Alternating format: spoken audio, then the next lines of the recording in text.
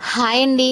Welcome back to ఎనోషియస్ kitchen. అందరూ ఎలా ఉన్నారండి? ఈరోజు మా ఇంట్లో ఎగ్ డ్రాప్ కర్రీ చేశానండి. చాలా టేస్టీగా ఉందండి. చాలా బాగా కుదిరిందండి. మా ఇంట్లో ఎగ్ తోటి ఏ రెసిపీ చేసినా కానీ హిట్టేనండి.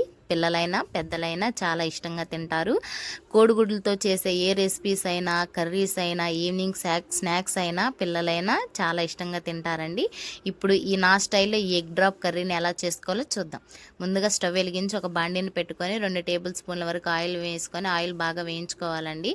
తర్వాత ఆయిల్ బాగా వేగిన తర్వాత 1 టేబుల్ స్పూన్ వరకు తాలింపు దినుసులు, 2 పచ్చిమిర్చిని వేయించుకోవాలి.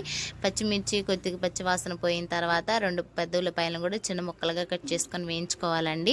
తర్వాత 2 రెమ్మల కరివేపాకు, అలానే 1 టేబుల్ స్పూన్ వరకు అల్లం వెల్లుల్లి పేస్ట్ పచ్చివాసన పోయేంత వరకు ఆయిల్ పైకి తేలేంత వరకు వేయించుకోవాలండి.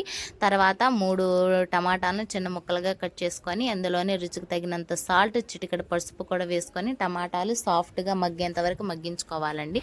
టమాటా ఎంత బాగా మగ్గితే ఈ కర్రీకి గుజ్జు అంత బాగా వస్తుందండి. ఎక్స్ట్రాగా మనం వాటర్ అనేది ఏం యాడ్ చేయాల్సిన అవసరం ఉండదు. టమాటాలు బాగా పూర్తిగా మగ్గిన తర్వాత ఇందులో రుచికి తగినంత కారం వేసుకొని బాగా కలుపుకోవాలండి. కారం పచ్చివాసన పోయేంత వరకు వేయించుకోవాలి. తర్వాత నేను 6 కోడిగుడ్లను తీసుకొని పగల కొట్టుకొని వేసుకుంటున్నానండి.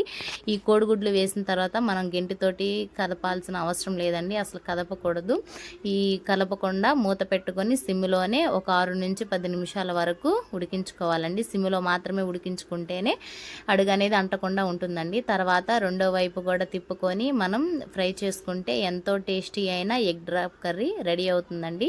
చాలా టేస్టీగా ఉంటుందండి. అన్నంలోకైనా, చపాతీల్లోకైనా, ఎటువంటి బగారా రైస్లోకైనా కానీ ఎంతో టేస్టీగా ఉండే ఎగ్ డ్రాప్ కర్రీ రెడీ అవుతుందండి. మీరు కూడా ఒకసారి ట్రై చేసి ఎలా ఉందో నాకు కింద కామెంట్ సెక్షన్లో కామెంట్ చేయండి అండి. నెక్స్ట్ ఏం కర్రీ కావాలో మీరు కామెంట్ సెక్షన్లో చెప్పండి. నేను కంపల్సరీగా ఆ కర్రీని ట్రై చేసి ఎలా ఉందో చెప్తాను. వీడియో నచ్చితే లైక్ చేసి, షేర్ చేసి, సబ్స్క్రైబ్